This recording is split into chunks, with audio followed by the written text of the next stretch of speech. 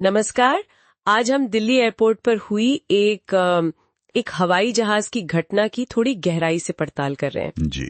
Air India की flight थी AI 315, Hong Kong से आई थी और लैंडिंग के ठीक बाद उसके एक हिस्से में आग लग गई। हाँ, ये खबर आई है। हम जो भी बात कर रहे हैं वो टाइम्स नाउ के 22 जुलाई 2025 के लेख पर आधारित है और हमारा मकसद ये समझना है कि भाई असल में हुआ क्या था और इसका मतलब क्या है। बिल्कुल, जानना जरूरी है। ठीक है, तो चलिए शुरू करते हैं।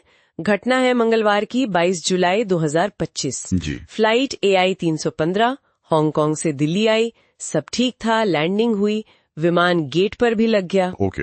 और यात्री उतरना शुरू ही हुए थे कि विमान का पिछला हिस्सा होता है ना, जिसे ऑक्सिलरी पावर यूनिट मतलब APU कहते हैं। हाँ, APU, बिल्कुल।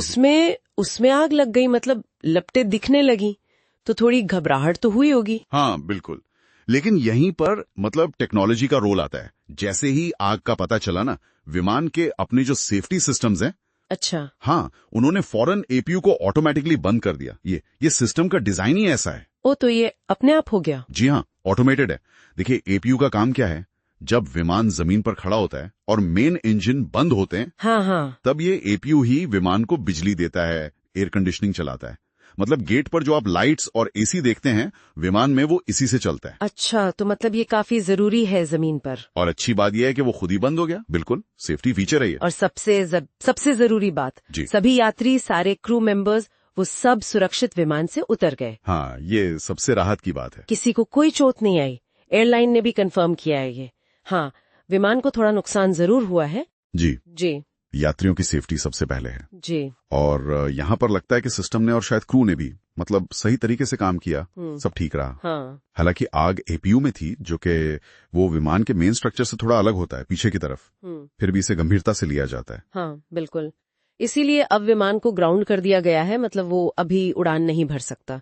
जी, ये स्टैंडर्ड प्रोसीजर है। ये तो होता ही होगा ऐसी सिचुएशन में। हाँ, बिल्कुल। जब भी ऐसी कोई घटना होती है, जो विमान को तुरंत सर्विस से हटाकर उसकी पूरी जांच की जाती है।